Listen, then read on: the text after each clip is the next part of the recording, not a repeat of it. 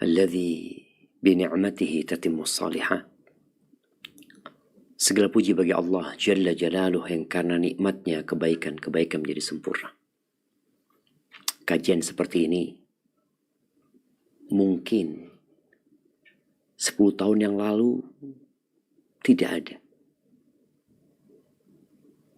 Tapi subhanallah sejak COVID-19 ya, kita melihat ada perubahan yang signifikan di dunia kedokteran, di mana mereka berada di garda terdepan pada saat itu.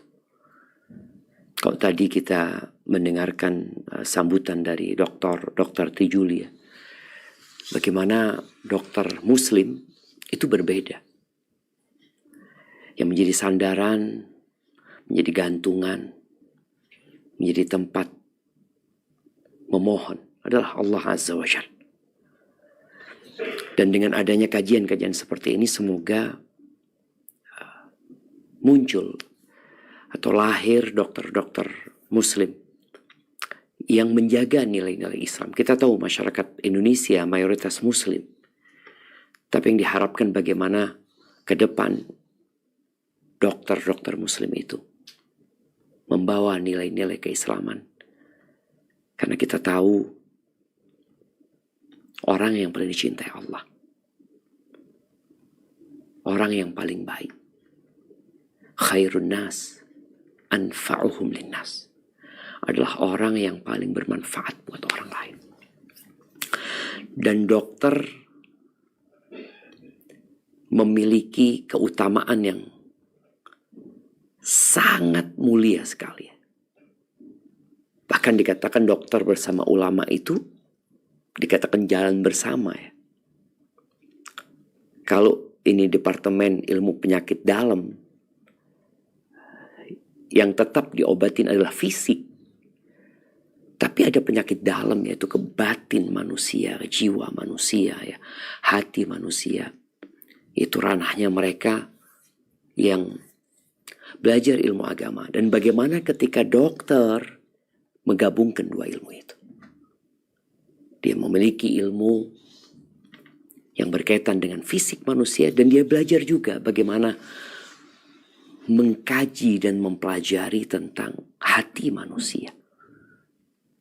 Yang dikatakan saat ini lebih 1 miliar manusia mengalami kesehatan mental.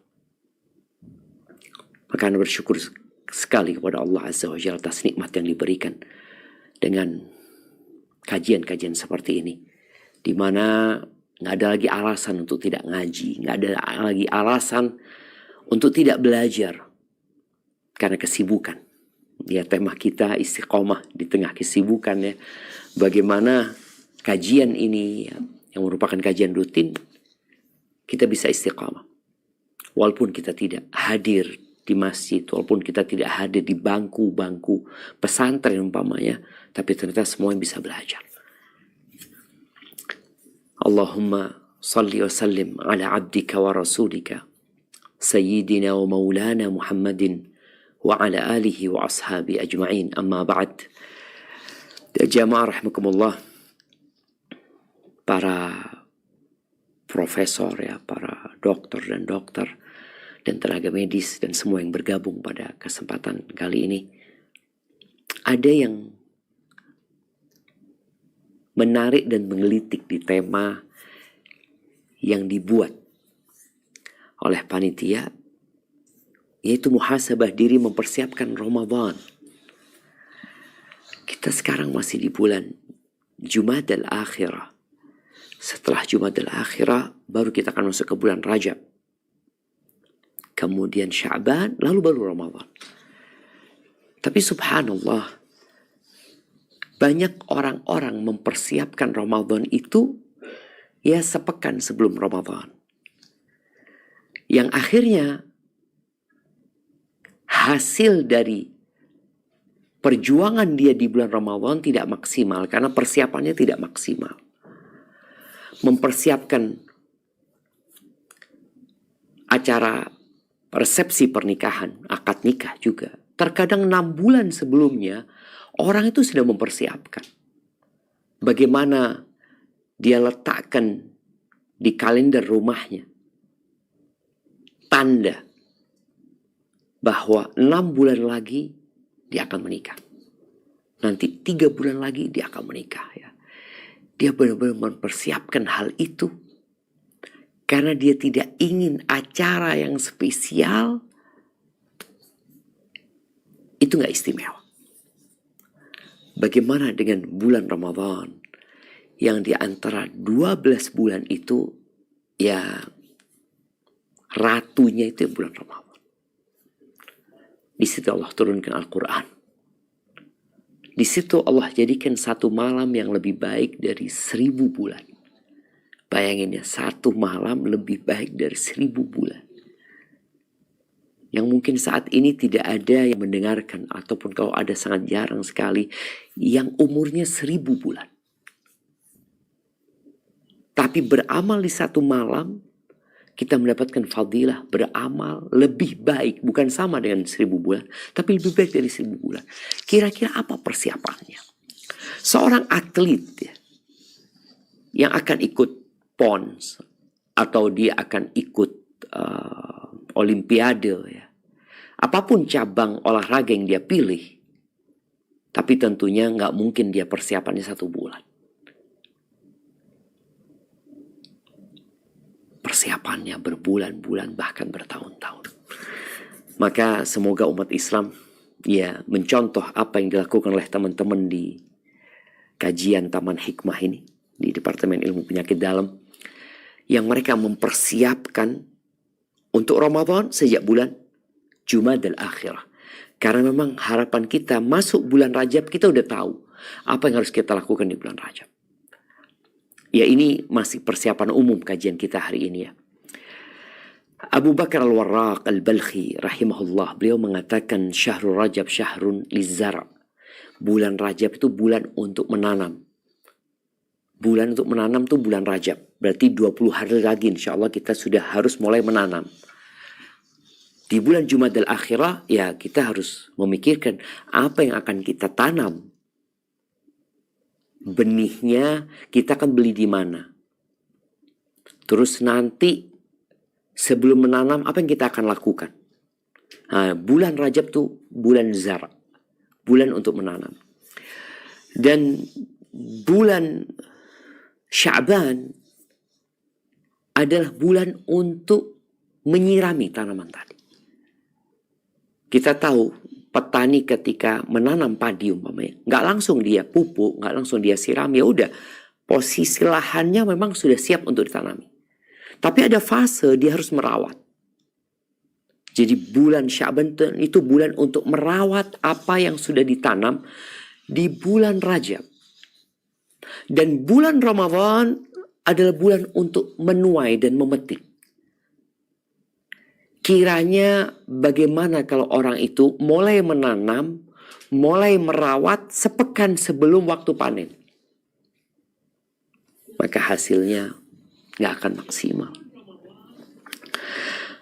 Ahibati fillah, semua kembali kepada iman. Para dokter yang dia tahu bahwa akan ada ujian, penentuan dia lulus atau tidak. Berapa lama dia mempersiapkan diri? Boleh jadi persiapan itu 4 tahun, 5 tahun. Di surat At-Taubah ayat 46 Allah berfirman. Kita akan baca firman Allah. Nah, tafadhal. أعوذ بالله من الشيطان الرجيم ولو أرادوا الخروج لأعدوا له عدة ولكن كره الله بعاثهم فثبطهم وقيل اقعدوا مع القاعدين. Dan jika mereka mau berangkat, tentulah mereka menyiapkan persiapan untuk keberangkatan itu. Tetapi Allah tidak menyukai keberangkatan mereka, maka Allah melemahkan keinginan mereka dan dikatakan kepada mereka, tinggallah kamu bersama orang-orang yang tinggal itu. Allahu Akbar. Ayat ini adalah potongan ayat yang berbincang tentang orang-orang munafik yang mereka bermulut besar, mereka tong kosong. Kalau kita melihat orang-orang munafik, Allah menggambarkan, wa idza ra'aitahum tu'jibuka ajsamuhum, kalau kau melihat perawakan mereka, penampilan mereka menakjubkan. Wa yaqulu tasma' liqaulihim, kalau mereka ngomong sangat memukau, engkau akan mendengarkan. Tapi mereka bohong gitu loh. Bicara tentang orang-orang munafik yang mengatakan kami ingin berjuang, kami akan ikut berperang menegakkan agama Allah Azza wa Jal. Tapi Allah tahu dengan isi hati mereka, mereka bohong. Bukti kebohongan omongan mereka, mereka tidak mempersiapkan diri. Orang kalau mau berangkat itu ya persiapan. Tahu-tahu ketika orang berangkat lalu mengatakan, minta maaf, aku ada kesibukan, ini itu nggak bisa berangkat ya. Sebenarnya aku ingin berangkat, enggak, kau bohong. Ketika ada rekreasi umpamanya, antara dokter-dokter, ada gathering umpamanya. Tahu-tahu di hari keberangkatan, ada beberapa dokter mengatakan, Afwan, Anda nggak bisa berangkat ya. Lalu keluarganya tahu. Mengatakan enggak, memang dia dari awal nggak mau berangkat. Buktinya apa? Nggak ada persiapan. Tas nggak ada, baju yang dirapikan nggak ada, tiket juga nggak beli. Bohong. Dan Allah tahu. Maka akhirnya Allah berikan hukuman kepada mereka. Mereka nggak bisa berangkat. Maka sebagian orang bertahun-tahun menyambut bulan Ramadan, tapi dusta. Nggak bisa dia puasa. Ada sebagian kawan yang cerita, dia kerja di sebuah departemen. Dia mengatakan, Ustaz, teman satu kantor anak, bos anak, nggak ada yang puasa. Ustaz. Nggak ada yang puasa. Anak sendirian puasa. Tapi mereka sahur di rumahnya. Mereka buka bersama di kantor. Tapi mereka nggak puasa. Dan kadangkala hal itu bertahun-tahun ya, orang susah untuk berubah. Karena ternyata Allah memberikan hukuman kepada mereka. Dikatakan di ayat ini, waqila q'udu ma'al qa'idin. Udah kalian tinggallah bersama orang-orang yang tinggal. Gak usah berangkat jihad, gak usah sudah. Memang gak ada niat kalian. Ya, di antara niat adalah berdoa, mengatakan Allahumma ballighna Ramadan. Ya Allah, sampaikan kami ke bulan Ramadan. Sampaikan kami ke bulan Ramadan. Ahibati fillah. Apa saja sekarang kiat-kiat agar kita bisa istiqamah di tengah kesibukan ini, mempersiapkan diri untuk Ramadan. Untuk menjadi lebih baik. Apa kiranya yang kita persiapkan? Maka yang pertama, doa lagi. Tiap hari kita sholat. Dan kita mengatakan, ihdinas siratal mustaqim. Ya Allah, bicara doa, Anda jadi ingat saudara-saudara kita di Sumatera. Doakan buat mereka. Kita nggak bisa berangkat semuanya ke sana. Tapi semuanya bisa berdoa. Semuanya bisa berdoa untuk mereka. Doa yang paling penting buat mereka adalah semoga Allah memberikan hidayah kepada mereka untuk bisa bersabar, untuk bisa kembali kepada Allah Azza wa Jalla. Kalau bicara rumah yang hancur, ladang yang ludes, kendaraan yang entah pergi kemana, saudara-saudara yang pergi meninggalkan dunia, ketahuilah, kita diciptakan memang untuk kehilangan semuanya. Kita diciptakan memang untuk kehilangan semua. Maka jangan sampai kita kehilangan iman. Kalau dunia kita akan tinggalkan, cepat atau lambat. tinggal dunia itu yang meninggalkan kita atau kita yang akan meninggalkan dunia. Sebuah keniscayaan. Kembali kepada doa. Di saat kita ingin istiqamah, ya. 5 waktu kita sholat mengatakan ihdinas siratal mustaqim. Kalau rakaatnya 17 rakaat, berarti 17 kali paling tidak kita mengatakan ihdinas siratal mustaqim. Subuh 2 kali. Kemudian kita mulai melanjutkan kehidupan dengan kesibukan kita. Dokter ya adalah orang yang paling sibuk, ya. Yang kadang-kala kesibukannya ya pilihan. Ada yang pilihan, ada yang karena tugas. Antara subuh ke zuhur, ya ada waktu cukup lama. Mungkin 6 jam. Lebih 7 jam. Kita masuk sholat zuhur. Kita berdoa lagi. Kita mengatakan iyyaka na'budu wa iyyaka nasta'in. Hanya kepadamu kami beribadah dan hanya kepadamu kami meminta pertolongan. Ihdinas siratal mustaqim. Pertolongan pertama yang diminta adalah petunjuk ke jalan yang lurus. 4 kali kita baca ketika zuhur.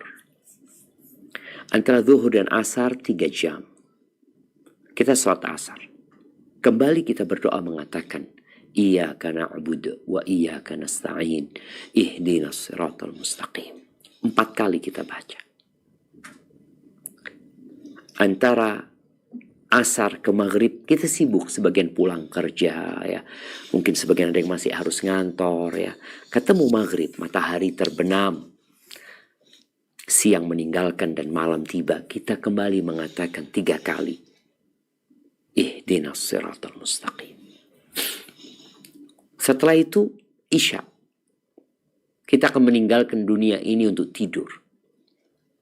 Kita mengatakan ucapan itu lagi. Ihdinas siratal mustaqim. Ihdinas siratal mustaqim. Ihdinas siratal mustaqim. Ketahuilah jemaah, kita tidak akan pernah bisa istiqamah tanpa bantuan Allah. Dalam sebuah hadis qudsi, Allah Azza wa Jalla mengatakan, ya ibadi, wahai hamba-hambaku, kullukum dhallun illa man hadaitu. Semua kalian tersesat, semuanya. Illa man hadaitu, kata Allah, kecuali orang yang aku kasih hidayah. Fastahduni ahdikum. Mintalah kalian hidayah kepadaku, pasti aku akan kasih hidayah. Minta. Tuh kan kita udah minta Ustaz setiap sholat. Tapi tidak semua permintaan kita dari hati kita. Allah tidak mengabulkan doa kalau lahirnya dari hati yang lalai dan lengah. Hanya ucapan di lisan. Sebuah rutinitas yang tidak pernah dia tinggalkan. Tapi tanpa makna dan penghayatan. Maka mulai saat ini, hayati bacaan itu. Ihdinas siratal mustaqim. Tambahkan doa-doa yang lainnya. Ya muqallibal qulub, thabbit qalbi ala dinik. Wahai yang membolak-balikan hatiku, tetapkan hatiku di atas agamamu. Banyak fitnah, godaan yang semakin menjadi-jadi. Ya musarrifal qulub, sarrif qulubana ala ta'atik. Wahai yang mengarahkan hati, arahkan hatiku kepada ketaatan kepadamu. Dan di surat Ali Imran ayat 8, tatkala Allah menyebutkan doa orang-orang yang berilmu, doa orang-orang yang bijak, doa orang-orang yang meniti jalan yang lurus. Mereka berada di jalan yang lurus. Apa doa mereka? Coba kita baca. Nah,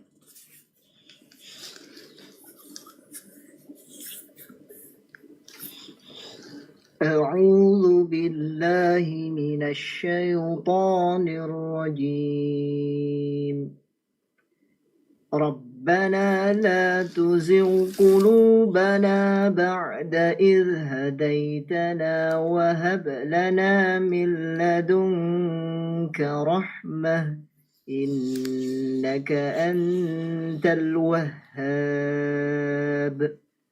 Mereka berdoa, ya Tuhan kami, Janganlah engkau jadikan hati kami condong kepada kesesatan sesudah engkau beri petunjuk kepada kami. Dan karuniakanlah kepada kami rahmat dari sisi engkau, karena sesungguhnya engkaulah maha pemberi karunia. Barakallahu fiik. Tidak ada jaminan kita yang udah Islam ini akan tetap Islam. Orang semakin berilmu, semakin takut sama Allah. Takut hidayah itu diambil. Maka dia minta. Dan dia memohon kepada Allah agar tidak dicondongkan kesesatan kepada dirinya. Hati yang awalnya cinta kepada kebenaran dan kebaikan, tahu-tahu condong untuk mengikuti hawa nafsu, untuk memuaskan syahwatnya. Maka kita perlu berdoa. Yang kedua, yakin dengan pertolongan Allah. Nggak boleh putus asa.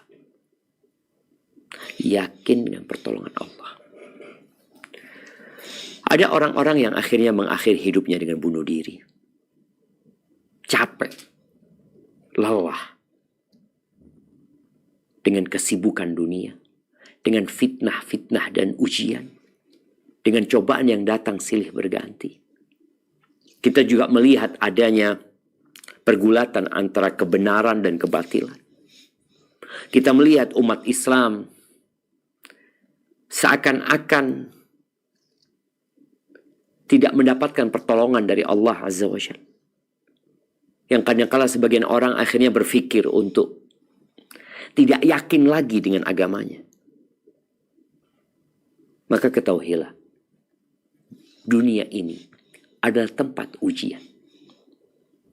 Orang yang paling berat cobaannya adalah para nabi. Kenapa hal ini perlu Ana sampaikan? Karena ada sebagian orang yang sudah merasa berbuat baik, banyak ketaatan yang dia lakukan, lalu tatkala Allah berikan cobaan kepada dia, dia nggak terima. Kenapa aku yang sudah berjuang, aku yang sudah berbuat baik, mungkin dia dokter yang suka membantu orang lain, kenapa aku kok dikasih cobaan yang seperti ini? Ingat, orang yang paling berat cobaannya para nabi. Kemudian yang mendekati ke sana, orang itu diuji keimanannya. Diuji sesuai dengan keimanan dia. Maka tatkala engkau mendapatkan ujian, engkau harus yakin dengan pertolongan Allah. Tatkala umat Islam, kemarin sampai hari ini, saudara-saudara kita di Gaza masih belum selesai urusan mereka. Mereka orang-orang Islam.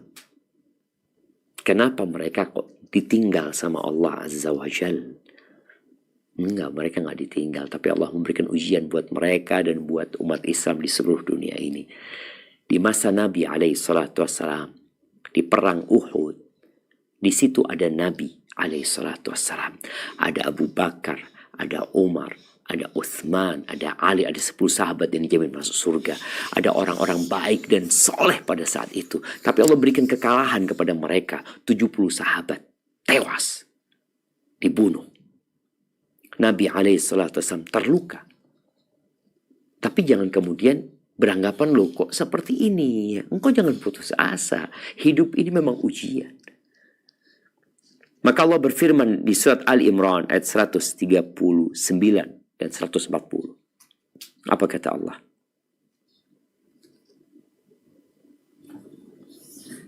A'udzu billahi minasy syaithanir rajim. ولا تهنوا ولا تحزنوا وأنتم الأعلون إن كنتم مؤمنين. Janganlah kamu bersikap lemah dan janganlah kamu bersedih hati, padahal kamulah orang-orang yang paling tinggi derajatnya jika kamu orang yang beriman.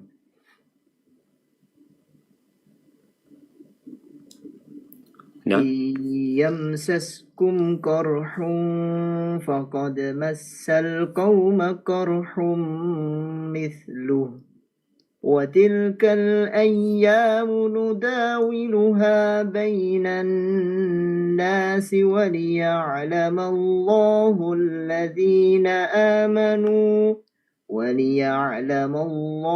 الذين آمنوا ويتخذ منكم شهداء والله لا يحب الظالمين. Jika kamu pada perang Uhud mendapatkan luka, maka sesungguhnya kaum kafir itu pun pada perang Badar juga mendapat luka yang serupa. Dan masa kejayaan dan kehancuran itu kami pergilirkan di antara manusia agar mereka mendapat pelajaran.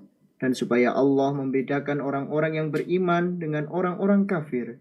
Dan supaya sebagian kamu dijadikannya gugur sebagai syuhada. Dan Allah tidak menyukai orang-orang yang berbuat zalim. Barakallahu fiik. Ya, Allah ingin memberikan pelajaran. Tatkala sesuatu yang kita inginkan tidak kita dapatkan. Tatkala mimpi tidak menjadi kenyataan. Ketika cita-cita menguap, hanya tinggal cerita. Tapi jangan sampai akhirnya engkau bersedih hati, tenggelam dalam duka, lupa bahwa setiap malam yang panjang pasti akan diusir dengan fajar menyingsing di pagi hari. Maka apapun yang harus dihadapi, maka hadapi dengan senantiasa berbaik sangka kepada Allah SWT. Yang ketiga, agar kita istiqamah di tengah kesibukan ini, ya harus tetap rutin belajar ilmu agama.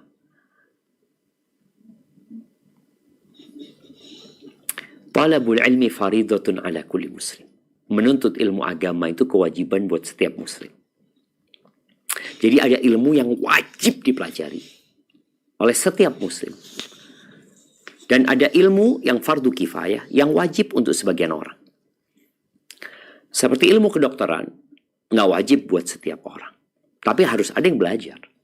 Tapi ilmu agama, semuanya harus belajar. Ada kadar yang semuanya harus mengerti. Seperti rukun iman, rukun Islam. Bicara sholat, dia harus belajar tentang tata cara sholat, wajib. Nggak ada ceritanya ustadz aja yang tahu, enggak. Setiap dokter harus belajar. Bagaimana sholat ketika sakit, harus belajar. Bagaimana berwudu ketika nggak bisa berwudu. Ketika dia nggak belajar, maka pada saat dia nggak bisa berwudu, dia nggak sholat nantinya. Padahal ada tayamum. Nggak bisa tayamum, sholat dalam semua kondisi. Jadi, harus belajar ilmu agama. Dan tanda-tanda Allah ingin kebaikan buat seseorang. Kata Nabi SAW, man yuridillahu bihi khairan yufaqihu fiddin. Barang siapa yang Allah menginginkan kebaikan buat orang itu, maka orang itu Allah bikin ngerti agama. Ingat, belajar agama ini ya nggak harus di bangku pesantren, di kuliah agama, enggak. Sekarang semua yang menyimak sedang belajar. Tapi hendaklah kita serius belajar. Mencatat. Ya, kalau kita belajar sepekan sekali, masa kita nggak mau serius? Usahakan bukunya ada. Tadi ketika lewat ayat Al-Quran, ditandai ayat itu. Sehingga kita bersungguh-sungguh dalam mempelajari ilmu agama ini. Dan tadi disampaikan di awal, nggak ada alasan untuk tidak belajar. Imam Bukhari dulu melakukan perjalanan 1 bulan, 2 bulan. Jabir bin Abdullah dari kota Madinah menuju ke Syam untuk 1 buah hadis. 1 buah hadis. Dan tidak menganggap itu sebuah kerugian. Karena perjalanan itu adalah perjalanan fi sabilillah. Sekarang nggak perlu naik onta, Nggak perlu juga naik pesawat. Duduk di rumahnya. Ambil handphonenya. Taruh. Ambil bukunya. Headset ditaruh. Catat. Tapi ternyata kemudahan itu menciptakan kelemahan. Bukan semakin semangat. Orang mau menghafal Al-Quran, dulu harus menyimak dari gurunya. Sekarang, taruh headset di telinga dia bisa menyimak syekh siapapun. Tapi ternyata juga nggak hafal Quran. Juz amma juga nggak hafal. Maka bismillah, persiapan untuk Ramadan, juz amma. Bagaimana kita punya target, Ramadan insya Allah hafal juz amma. Waduh, sulit, ini sibuk, macam-macam. Itu alasan yang dibuat-buat. Loh, memang sibuk, Ustaz. Iya. Ketika engkau sibuk, kemudian engkau mengkhususkan waktu untuk membaca Al-Quran, maka bacaan Al-Quranmu ini akan mengurangi kesibukan. Gak percaya? Allah menjadikan Al-Quran itu berkah. Saya bicara ilmu ini di surat Muhammad ayat 19, Allah berpesan agar kita tidak beramal kecuali punya ilmu. Coba kita baca ayat ini.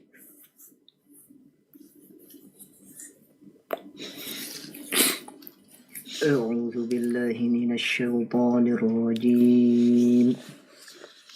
Fa'lam annahu la ilaha illallah wastaghfir li dhanbika walil mu'minina wal mu'minat. Wallahu ya'lamu mutaqallabakum wa mathwaakum. Maka ketahuilah bahwa sesungguhnya tidak ada Tuhan yang hak melainkan Allah. Dan mohonlah ampun bagi dosamu dan bagi dosa orang-orang mukmin laki dan perempuan. Dan Allah mengetahui tempat kamu berusaha dan tempat kamu tinggal. Allahu Akbar. Allah mengatakan fa'lam. Ketahuilah. Jadi dimulai dengan ilmu sebelum berkata, sebelum beramal. Ya sama ilmu kedokteran. Mana boleh dokter praktek sebelum dia berilmu. Mana boleh dokter ngomong aja nggak boleh. Ngomong ini, sakitnya ini, obatnya ini. Loh, tunggu dulu. Engkau udah belajar belum? Oh, belum. Tunggu dulu. Apalagi dia tahu mau mengoperasi seseorang. Mau nyuntik seseorang. Ilmu. Kalau di dunia kedokteran aja harus berilmu. Bagaimana dengan urusan agama kita ini? Apakah yang kita amalkan selama ini sudah berlandaskan ilmu? Kalau bicara ilmu ya wahyu. Ilmu agama ini wahyu yang Allah turunkan kepada Nabi alaihissalam. Al-Quran dan Sunnah. Yang kemudian dipahami oleh para sahabat, diamalkan. Kemudian disampaikan ke generasi yang selanjutnya. Lalu sampai kepada kita hari ini. Maka ilmu. Sebelum berucap dan beramal. Dan subhanallah yang keempat yang perlu dilakukan agar kita istiqamah adalah berpegang teguh dengan sunnah Nabi alaihissalam. Karena beliau pernah mengatakan kepada para sahabatnya, فَإِنَّهُ مَنْ يَعِشْ مِنْكُمْ بَعْدِي فَسَيَرَ اخْتِلَافًا كَثِيرًا. Sesungguhnya barang siapa yang hidup setelah aku mati, maka dia akan melihat banyak perselisihan, banyak perbedaan. Terus bagaimana sikap kita? Kita mau belajar ilmu, tapi kita melihat, waduh, macam-macam gitu loh.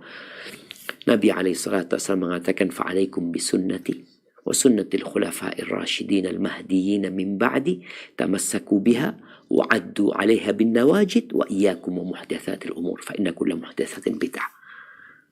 Di saat kalian melihat banyak perselisihan, perbedaan, pertikaian, maka yang kalian harus cari adalah sunnahku. Petunjuk Nabi SAW. Ajaran Nabi SAW. Dan sunnah-sunnah para khalifah setelah aku. Abu Bakar, Umar, Uthman, Ali. Kalian berpegang teguh dengan yang gigit dengan gigi geraham kalian. Dan hati-hati dengan perkara-perkara yang baru dalam urusan agama. Dalam urusan agama. Kalau urusan dunia, silahkan. Silahkan berinovasi. Tapi dalam urusan agama udah cukup. Apa yang dikatakan Nabi SAW tadi, dokter udah punya banyak kesibukan, capek, lelah.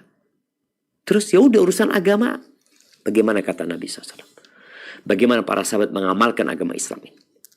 Hindari perkara-perkara yang baru dalam urusan agama ini yang disebut bid'ah.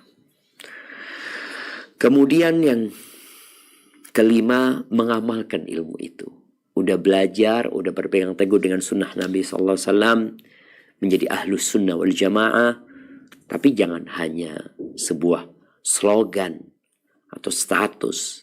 Harus diamalkan ilmu itu supaya istiqomah. Ilmu itu jadi manfaat kalau diamalkan. Karena pada hari kiamat, ketika manusia dibangkitkan, kemudian disidang, di antara pertanyaan yang harus dijawab adalah tentang ilmunya. Mada amila bihi, dipakai buat apa? Buat bergaya saja. Seorang hafal Al-Quran, dipakai untuk jadi imam, oke, diamalkan enggak? Enggak diamalin buat apa? Maka banyak orang akhirnya tidak istiqomah karena dia belajar tapi nggak diamalin. Hanya sekedar buat wawasan, ilmu pengetahuan. Allah berfirman di surat An-Nisa ayat 66 sampai 68. Nah, apa kata Allah? A'udzu billahi minasy syaithanir rajim. ولو أنا كتبنا عليهم أن اقتلوا أنفسكم أو اخرجوا من دياركم ما فعلوه إلا قليل منهم ولو أنهم فعلوا ما يوعظون به لكان خيرا لهم وأشد tathbita. Dan sesungguhnya kalau kami perintahkan kepada mereka, bunuhlah dirimu atau keluarlah kamu dari kampungmu, niscaya mereka tidak akan melakukannya kecuali sebagian kecil dari mereka. Dan sesungguhnya kalau mereka melaksanakan pelajaran yang diberikan kepada mereka, tentulah hal yang demikian itu lebih baik bagi mereka dan lebih menguatkan iman mereka.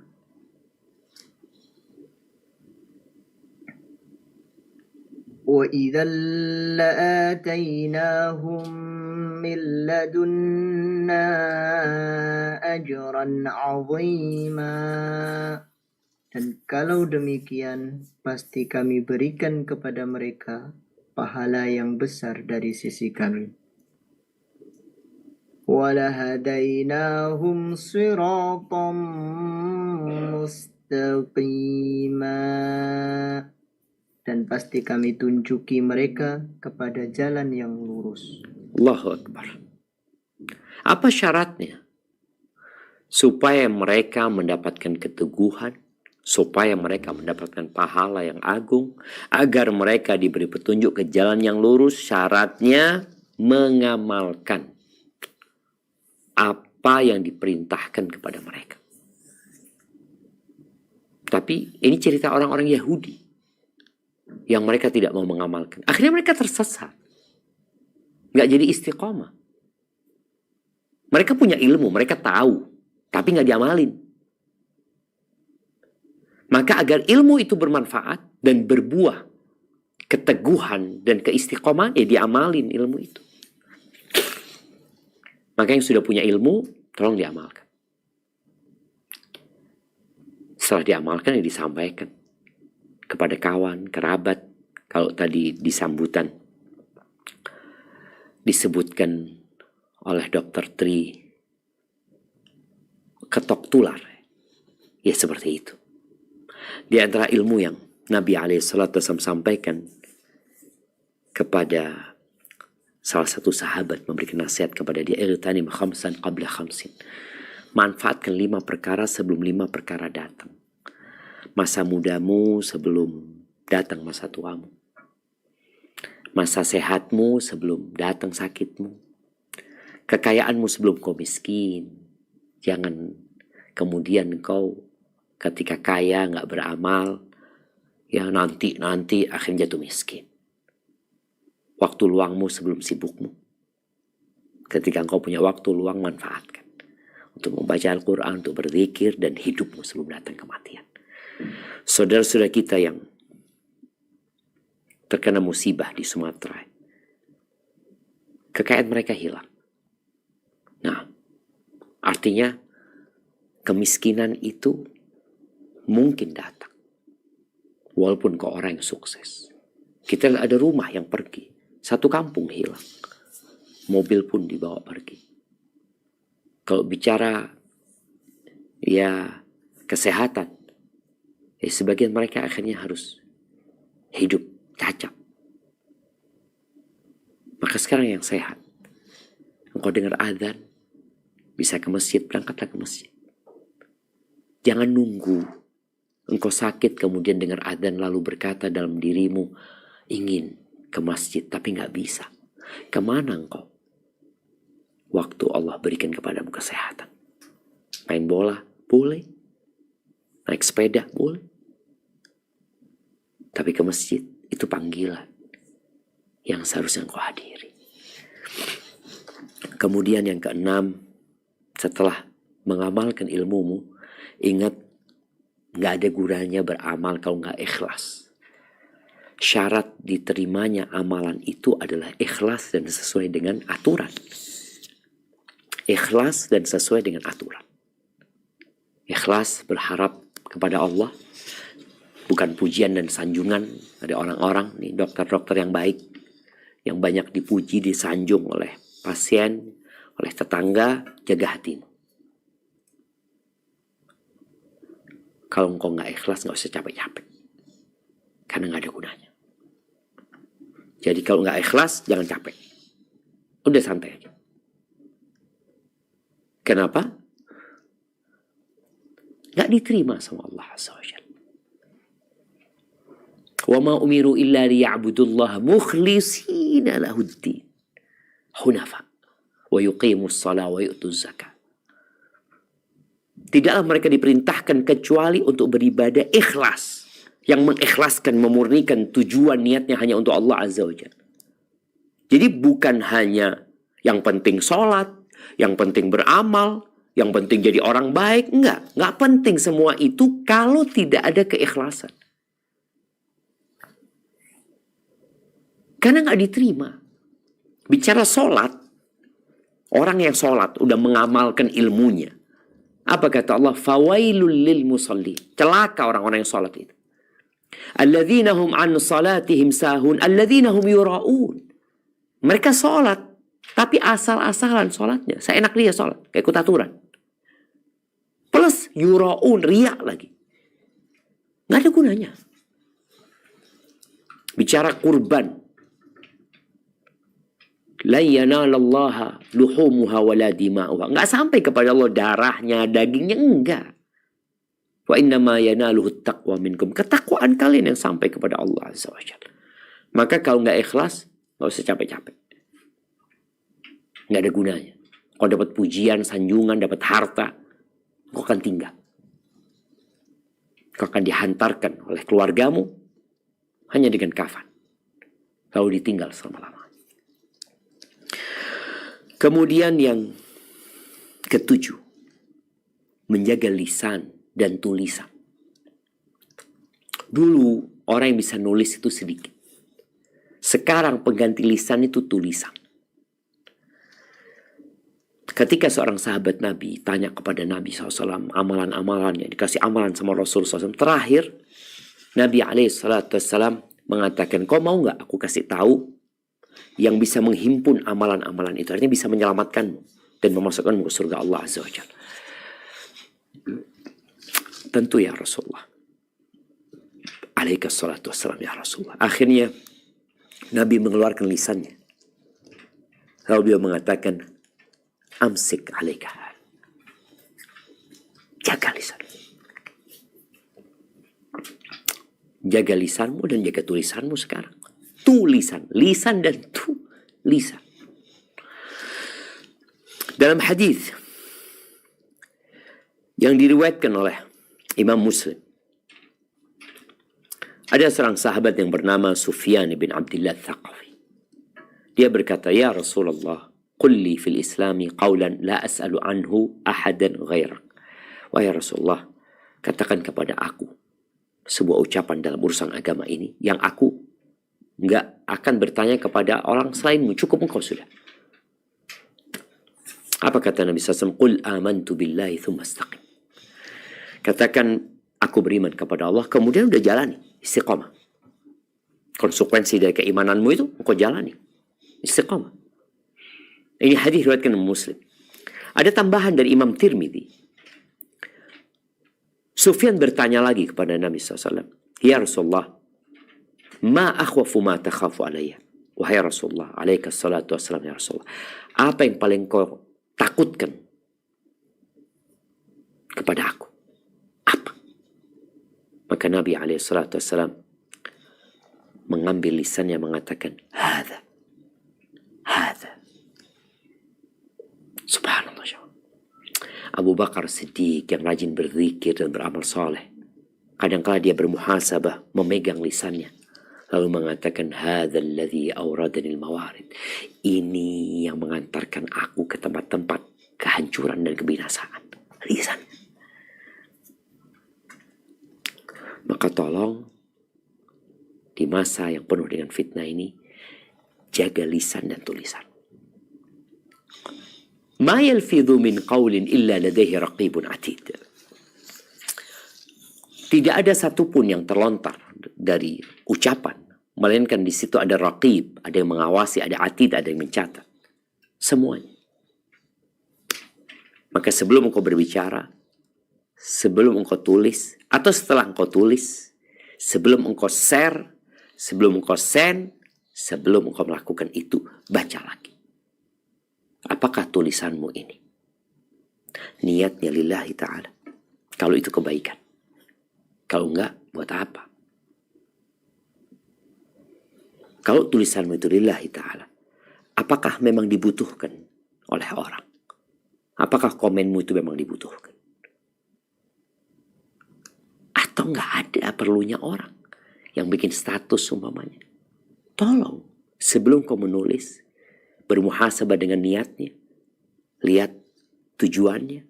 Lihat dampak dari tulisanmu. Kalau enggak, udah engkau berzikir aja. Berzikir aja. Gak ada yang tahu. Tulisanmu akan dibaca orang. Akan dilihat orang. Komentar-komentarmu. Kalau itu kebaikan, tanyakan kepada hatimu. Tapi kalau itu keburukan, tinggalkan. Nabi SAW mengatakan, La yastaqimu imanu abdin. Gak akan istiqamah iman seseorang hatta yastaqima lisanu. Sampai lisannya istiqamah. Dalam kebaikan. Wa la yastaqimu qalbu hatta yastaqima lisanu. Gak akan la yastaqimu imanu abdin hatta yastaqima qalbu. Gak akan istiqamah iman seseorang sampai hatinya istiqamah, dan hatinya tidak akan istiqamah sampai lisannya istiqamah. Karena lisan itu gayungnya hati. Gayung. Lisan kita. Kita nggak tahu dengan hati orang. Tapi ketika ngomong, oh kita tahu. Dari mana kau tahu? Itu. Gayungnya sedang mengambil dari hatinya. Kemudian yang selanjutnya, yang ketujuh adalah, ya bermuhasabah. Hendaklah engkau setelah kerja seharian, mungkin di mobil, menuju ke tempat tinggal, atau ketika anak-anak sudah pada tidur, di malam hari, engkau bermuhasabah tentang hari itu. Itu akan membantu kita untuk menjadi lebih baik. Hari ini aku gak baca Quran. Dan termasuk yang membantu seseorang istiqomah baca Quran. Hari ini aku gak baca Quran. Hari ini aku lupa baca zikir pagi dan petang. Hari ini aku menulis sesuatu yang kayaknya buruk. Hari ini aku menghadapi pasien yang aku marah sama dia. Hari ini, harian. Sambil di atas ranjangmu mungkin. Lalu ketika engkau berbuat kebaikan, maka memohonlah kepada Allah agar diterima. Kalau kekurangan dan dosa yang kau lakukan, maka beristighfarlah, memohon ampun kepada Allah Azza wa Jalla. Jangan nunggu esok hari. Malam itu engkau minta ampun. Kemudian yang selanjutnya adalah menjaga sholat 5 waktu. Dijaga. Waktunya, rukunnya, syaratnya, kekhusyuannya jaga. Karena sholat itu mencegah dari perbuatan keji dan mungkar. Kalau engkau nggak punya sholat sunnah, jaga yang 5 waktu. Dan usahakan bagi yang laki-laki sholatnya di masjid. Kemudian yang selanjutnya, ya jangan salah pilih teman. Sekarang orang berkawan di dunia maya dengan siapa saja, tanpa dia tahu dia. Maka tolong, lihatlah siapa yang kau follow. Dengan siapa engkau bergaul. Di tempat kerja, siapa kawan-kawanmu. Di tempat bermain, siapa teman-teman dekat. Karena Nabi SAW mencontohkan kawan yang baik seperti orang yang menjual minyak wangi. Kita akan dapat 1 dari 3 hal. Kita akan dapat aroma wangi, itu tentunya yang paling minimal. Atau engkau akan beli, atau yang paling bagus, engkau dapat hadiah dari orang itu. Tapi kalau kawan buruk, seperti pandai besi, boleh jadi dia membakar pakaianmu karena percikan api yang akan berterbangan, atau paling tidak kau akan mencium aroma yang tidak nyaman dari dia. Jauhi perbuatan-perbuatan yang haram. Minta tolong sama Allah Azza wa Jalla, karena dosa itu mengantarkan kepada dosa. Lalu pelajari, cari tahu tentang langkah-langkah setan, supaya kita tahu, oh ternyata ini penipuan dari syaitan. Kita kan sekarang banyak ya edukasi, hati-hati ada penipu telepon yang nipu ya, hati-hati investasi yang bodong, hati-hati. Maka kita perlu berhati-hati dengan langkah-langkah syaitan. Dan sebagai penutup, bacalah Al-Quran. Inna hadzal Qur'an yahdi lillati hi aqwam. Kau harus punya wirid Al-Quran harian. Paling gak 1 halaman. Kalau bisa one day one juz, Masya Allah. Tapi sibuk ya udah. Bacanya 1 halaman, sisanya sampai 1 juz, dengarkan. Gak apa-apa. Atau setengah juz. Tapi continue. Karena kata Nabi SAW, khairul amali adwamuhu wa in qalla. Sebaik-baiknya amalan adalah yang berkesinambungan, walaupun sedikit. Barakallahu fiik, itu yang dapat Anda sampaikan. Kurang lebihnya mohon maaf. Mungkin kita masuk ke sesi tanya jawab. Ana kembalikan ke moderator kita. Tafadhal. Syukron jazakallahu khairan Ustaz. Atas kajian yang sudah disampaikan. Selanjutnya kita lanjutkan ke sesi tanya jawab. Boleh bertanya langsung atau mungkin melalui chat, silakan.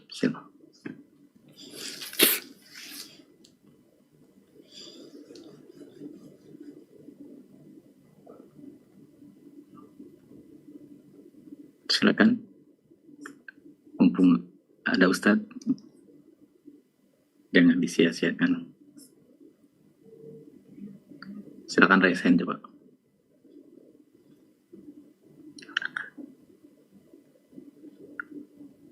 Dari Dr. Lutfi ya. Silakan Dr. Lutfi.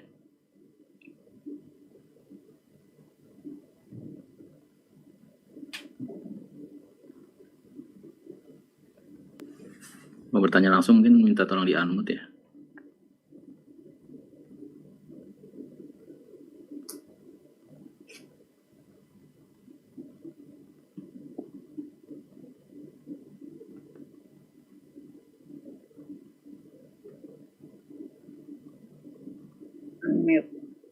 Assalamualaikum warahmatullahi wabarakatuh, Ustaz. Waalaikumsalam warahmatullahi wabarakatuh. Apakah sama pahala orang yang mendengarkan Al-Quran dengan membaca Al-Quran, Ustaz? Misalnya mendengarkan di radio atau MP3 gitu, Ustaz. Terima kasih. Assalamualaikum warahmatullahi wabarakatuh. Waalaikumsalam warahmatullahi wabarakatuh. Ahibati fillah. Bicara apakah sama yang mendengarkan dengan yang membaca? Yang pertama, Allah Azza wa Jal menyuruh kita Wa idza quri'al Qur'an fastami'u lahu wa ansitu la'allakum turhamun. Apabila dibacakan kepada kalian Al-Qur'an, maka dengarkan dan perhatikan agar kalian mendapatkan rahmat dari Allah Azza wa Jalla.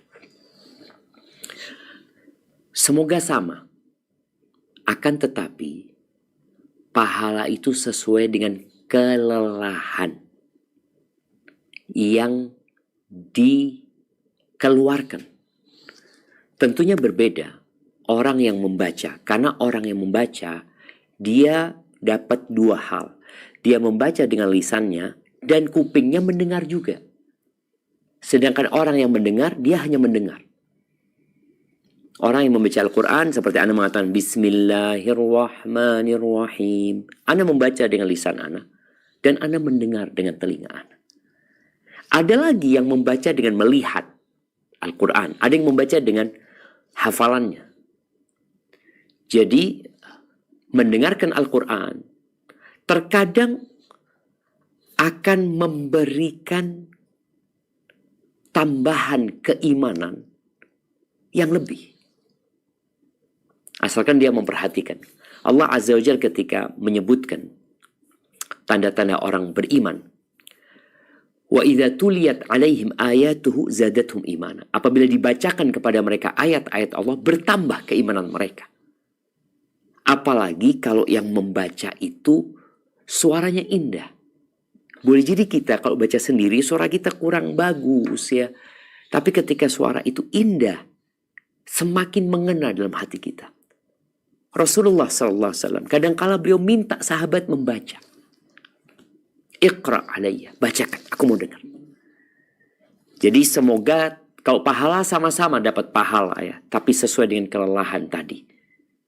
Ketika dia mendengarkan dan ternyata dia dengan seksama memperhatikan imannya bertambah, tentunya akan lebih baik daripada membaca yang tidak berdampak apa-apa kepada hatinya. Hadza wallahu a'lam bissawab. Nah.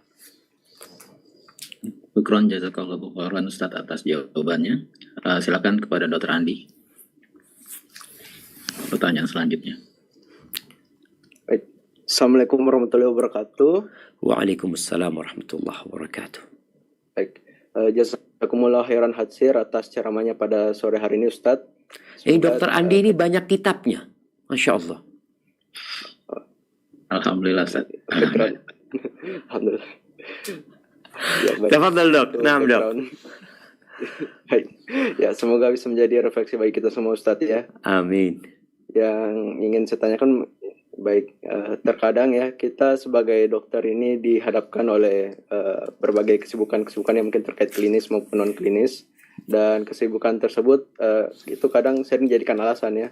Mungkin sebenarnya maksudnya bukan menjadi alasan, tapi terkadang bisa menjadi alasan untuk menunda ibadah sunnah, bahkan yang fardu juga. Misalnya pada waktu ibadah itu, tadi Ustadznya mungkin sudah sempat sampaikan, itu kadang misalnya bertabrakan dengan waktu pelayanan kepada pasien misalnya. Dan pada kondisi tersebut, ada beberapa kondisi kita harus memprioritaskan pelayanan kepada pasien kita. Dan saya pernah membaca,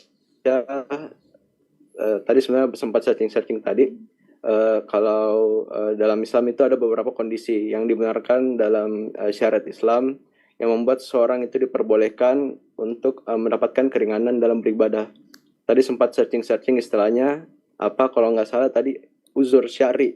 Ya, mohon koreksinya Ustadz. Nah. Dan yang ingin saya tanyakan mungkin terkait dengan itu Ustadz, kalau dalam kacamata fikih dan tasawuf, bagaimana kita membedakan antara uzur syari dengan itu sebenarnya kita malas saja, atau itu mungkin kemalasan kita tapi dibungkus dengan kesibukan-kesibukan tadi, khususnya bagi kita ya sebagai dokter penyakit dalam yang jadwalnya mungkin sudah padat. Dan yang pertanyaan kedua itu, apa indikator dari diri kita sendiri bahwa ternyata kesibukan kita ini itu sudah mulai merusak istiqomah dari diri kita. Baik, mungkin demikian Ustaz. Wassalamualaikum warahmatullahi wabarakatuh. Masya Allah, barakallahu fiik ya. Pertanyaan yang menarik jamaah ya. Karena terkadang membedakan antara uzur syar'i dan kemalasan kita, mencari-cari alasan, itu kita sendiri yang tahu. Bicara uzur syar'i, inna dina yusrun ya. Agama ini mudah. Agama ini mudah. Makanya kita lihat bagaimana orang yang sakit nggak bisa sholat berdiri duduk, nggak bisa duduk rebahan, nggak bisa berwudu maka bertayamum. Kemudian sholat juga bisa dijamak ya. Maka yang membedakan sebenarnya apakah yang kita lakukan itu karena uzur syar'i atau kemalasan kita. Maka lihat bagaimana kondisi kita tatkala tidak ada uzur itu. Tatkala tidak ada kesibukan itu. Bicara membaca Al-Quran. Kita mengatakan sibuk, oh ini itu macam-macam. Taib. Ketika engkau kosong, engkau gunakan buat apa? Kalau ternyata waktu kosongmu engkau gunakan untuk main game umpamanya, berarti engkau sama ini malas. Dan uzur itu dicari-cari sama engkau. Supaya engkau tidak mengamalkan. Dan kita tahu bahwasanya kita memang sebenarnya malas. Maka di sini lihatlah bagaimana kondisimu ketika engkau sedang punya waktu luang. Engkau gunakan buat apa? Ketika ada kesempatan untuk mengamalkan amalan sunnah. Mamanya aku nggak bisa sholat qobliyah ba'diyah. Oke, siap. Tapi ketika engkau kosong, engkau lakukan itu nggak? Aku lakukan. Alhamdulillah, berarti engkau meninggalkan benar-benar karena uzur syar'i. Kalau nggak ada uzur, engkau akan kerjakan. Mamanya orang biasa puasa Senin Kemis. Ketika dia sedang sakit, dia nggak puasa. Ketika dia sedang safar, dia nggak puasa. Pahala tetap ditulis buat dia. Dia seakan-akan puasa. Ini sebuah keindahan Islam ya. Yuktabu lil marid wal musafir. Orang yang sakit dan sedang safar. Itu akan dituliskan buat dia. Amalan yang biasa dia kerjakan kalau dia nggak sakit, dia nggak safar. Maka semoga tadi ketika dokter ini dalam posisi dia harus memberikan pelayanan. Yang biasanya dia sholat qobliyah, ba'diyah. Kemudian dia hanya sholat wajib saja demi bisa melanjutkan pelayanan itu, atau waktunya tidak memungkinkan untuk qobliyah ba'diyah, semoga ditulis buat dia karena itu kebiasaan dia. Dan ya seorang yang seperti disebutkan dokter penyakit dalam ini, anak ketemu dengan salah satu konsultan dokter penyakit dalam ya, dia cerita ini itu sibuk. Anak tanya sama dia, dok, kesibukan dokter itu pilihan atau paksaan? Lalu dia mengatakan, yang paksaan cuma satu, sisanya pilihan. Sisanya pilihan. Kadang-kadang tujuannya cari fulus. Jadi bukan kesibukan yang memang, oh anak harus melakukan, enggak. Engkau bisa, mau praktek. Ada dokter yang praktek dari jam 4, kemudian maghrib dia tutup. Nanti habis isya lanjut lagi. Itu pilihan dia. Oke, pasiennya berkurang. Iya, nggak masalah. Mungkin dia biasa melayani 10 pasien jadinya 6. Karena 4 itu dia gunakan antara maghrib isya. Enggak, aku maghrib isya aku mau ngaji, aku mau baca Quran. Aku juga ingin gitu loh, memperbaiki keimananku. Aku ingin punya tambahan hafalan Quran. Aku ingin menuntut ilmu ya. Ada macam-macam. Tapi ada orang yang enggak. Dia memang enggak lah. Anak ahsan bekerja saja, yaitu pilihan. Nanti kan pada hari kiamat orang itu akan melihat amalan dia. Mamanya bicara tadi belajar ilmu agama ya, yang itu menjadi tanda kecintaan Allah kepada hambanya. Allah akan mengangkat derajatnya. Engkau bisa bandingkan mana yang lebih utama antara ini dan itu. Maka di sini pentingnya seorang itu belajar ya namanya fikih aulawiyat ya, fikih prioritas, mana yang lebih diutamakan. Jadi bicara indikator tadi, ya lihat ketika engkau sedang punya waktu luang, kau gunakan buat apa? Ketika ada pilihan untuk tidak sibuk, engkau memilih mana? Hadza wallahu a'lam bissawab. Nah. Ya, syukron Ustaz, jazakallahu khairan. Ini ada beberapa pertanyaan masuk lewat chat Ustaz. Mungkin saya rangkum saja, mungkin agak biar tidak terlalu menyita waktu. Tadi sudah bilang bagaimana caranya agar kita bisa lebih memaksimalkan tadi waktu luang ya Ustaz ya. Ya, sesibuk-sibuknya dokter sebenarnya harusnya masih punya waktu luang Ustaz, seperti yang tadi Ustaz bilang. Kadang-kadang mungkin ya dibalut sama kesibukan itu Ustaz. Jadi bagaimana, apakah ada doa khusus kita agar kita bisa benar-benar memanfaatkan waktu luang terkait misalkan tadi Ustaz menyarankan untuk baca Al-Quran atau murojaah Al-Quran bagi yang punya hafalan Ustaz. Dan zikir, bagaimana agar kita, yang kedua Ustaz, bagaimana agar kita tetap istiqomah, minimal ada doa atau zikir yang memang harus kita lakukan setiap hari. Dan mungkin itu dulu Ustaz. Masya Allah, barakallah fiqh. Nah, ahibati fillah. Apa sih doa yang perlu kita baca? Agar kita bisa istiqomah, agar kita bisa mengamalkan banyak amalan dalam waktu yang pendek, umpamanya tadi bisa baca Quran, bisa zikir pagi petang ya.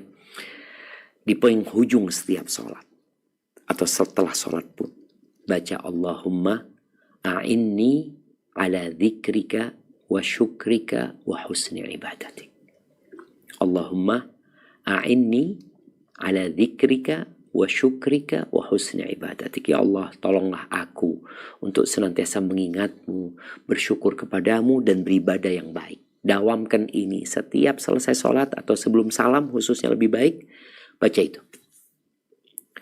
Maka dengan kita berdoa memohon kepada Allah agar Allah bantu, karena kita butuh bantuan Allah Azza wa Jalla. Syaitan akan terus menggoda dan membisikkan kepada kita untuk kita santai, untuk kita menunda-nunda amalan. Maka kita perlu meminta kepada Allah Azza wa Jalla hal itu. Yang kedua, agar kita bisa memanfaatkan waktu luang kita itu dan tidak menunda-nunda, ziarah kubur. Karena orang yang ingat dengan kematian, dia nggak akan menunda-nunda. Dia akan tahu waktu, dia nggak tahu kapan berakhir. Saudara-saudara kita yang ada di Sumatera lagi makan, lagi di rumah, lagi istirahat, berangkat dia. Kematian itu tidak ingat, tidak kenal waktu dan tidak kenal umur. Tapi yang dia tahu saat tiba dia akan datang. Maka usahakan tadi ziarah kubur yang termasuk akan memotivasi kita untuk bersemangat ya. Ya, kalau bicara kesibukan tadi kita akan tahu, oh ini aku tunda, ini aku kurangi, aku harus ambil ini, aku ambil itu ya. Dengan cara seperti itu semoga kita lebih semangat lagi. Kemudian bicara zikir yang harus sering dilakukan adalah istighfar sebenarnya. Usahakan tiap hari itu istighfar 100 kali. Nabi SAW mengatakan kepada para sahabatnya, ya ayuhan nas, tubu ilallah wastaghfiruh. Wahai umat manusia, kalian beristighfarlah, memohonlah ampun kalian kepada Allah dan bertobatlah kepada Allah. Fa inni astaghfirullah wa atubu ilaih fil yaum, aku dalam sehari, kata Nabi SAW, memohon ampun kepada Allah dan bertobat kepada Allah lebih dari 70 kali. Lebih. Sekali duduk Nabi SAW 100 kali membaca, kadangkala Rabbi gfirli wa tub alayya innaka antat tawwabur rahim. Hadza wallahu a'lam bissawab. Na'am. Ya, terima kasih Ustadz. Jazakallah khairan. Ada pertanyaan dari Prof. Evi.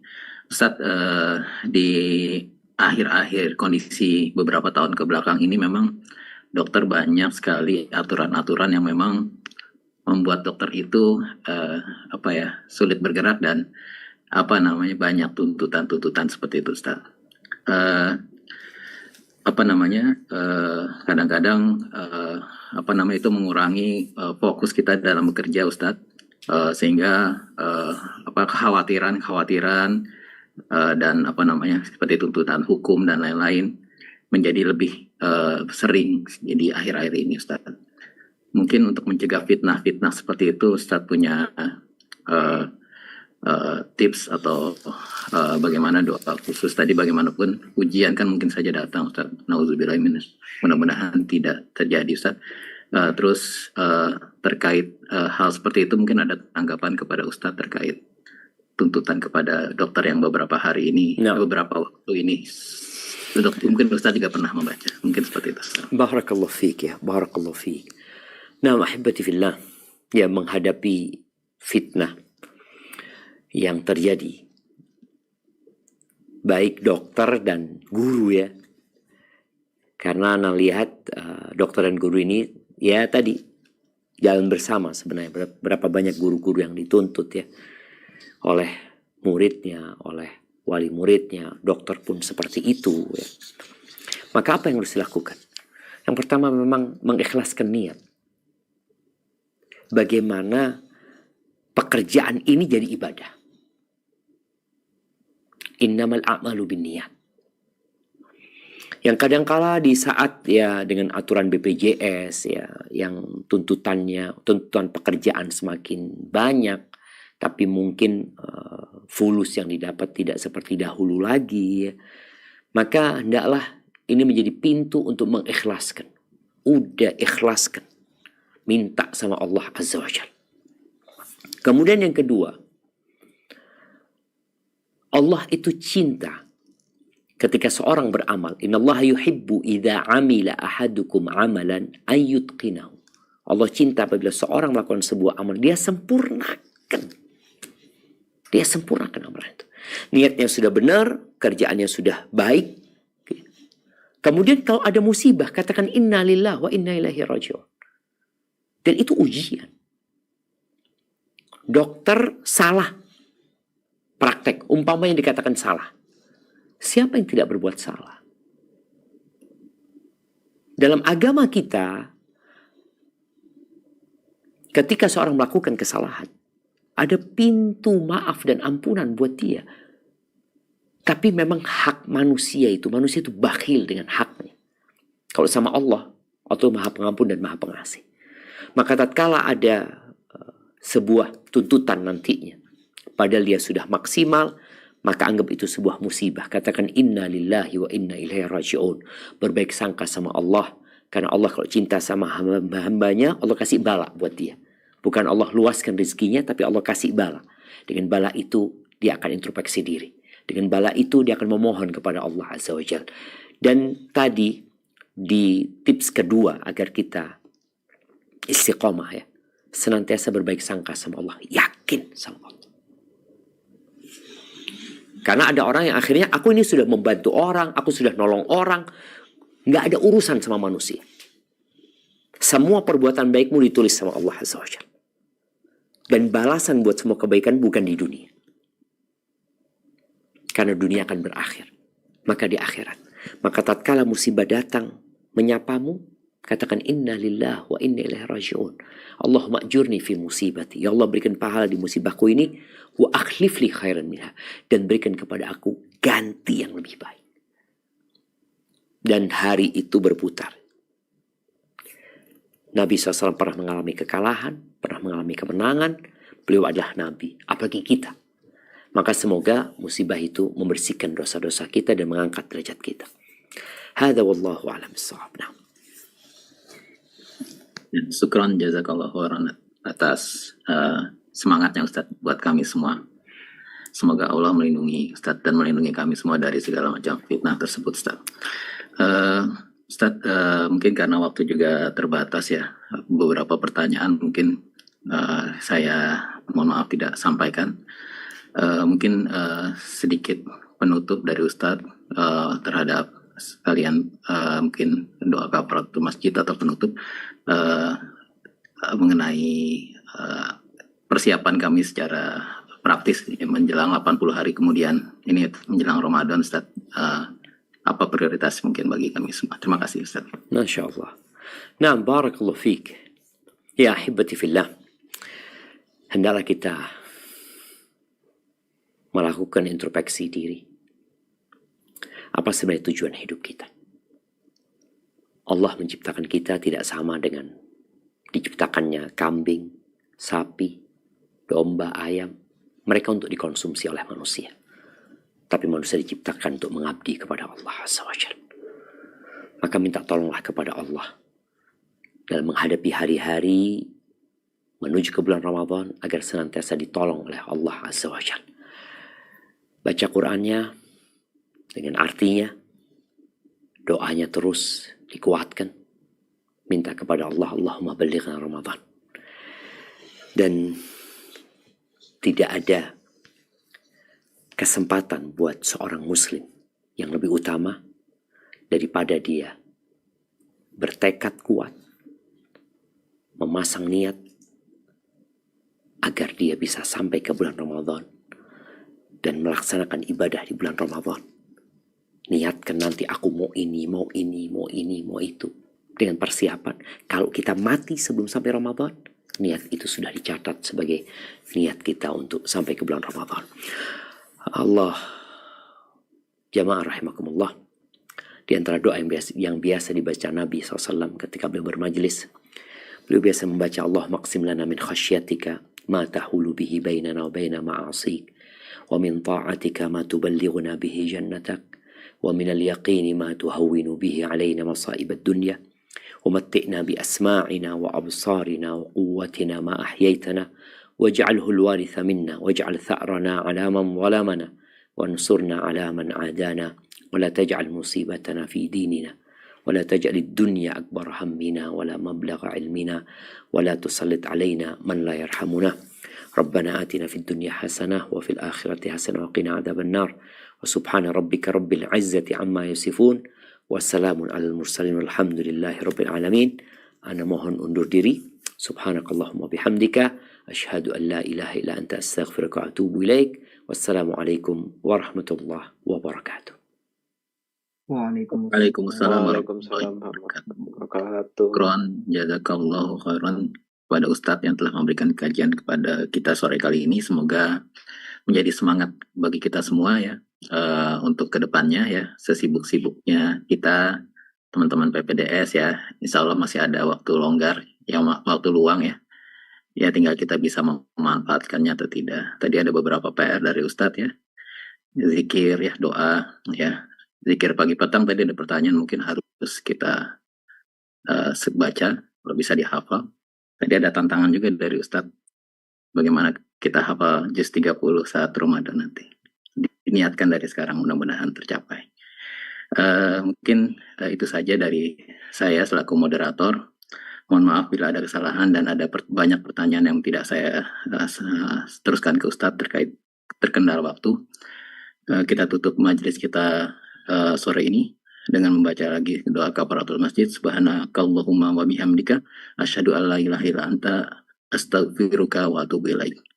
Waalaikumsalam warahmatullahi wabarakatuh. Saya kembalikan kepada MC.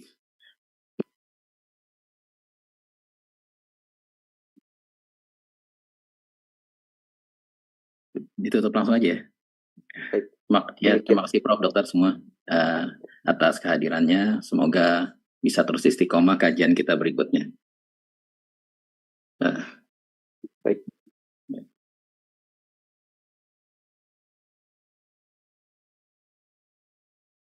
Hari ini terima kasih kepada Ustadz, Profesor, Dokter, serta Bapak Ibu sekalian yang telah berkenan untuk menghadiri kajian ini.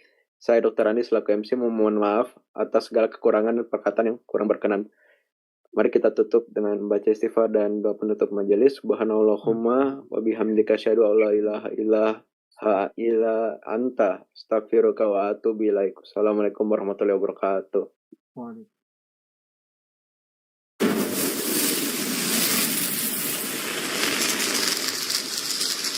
Samasi, it's different.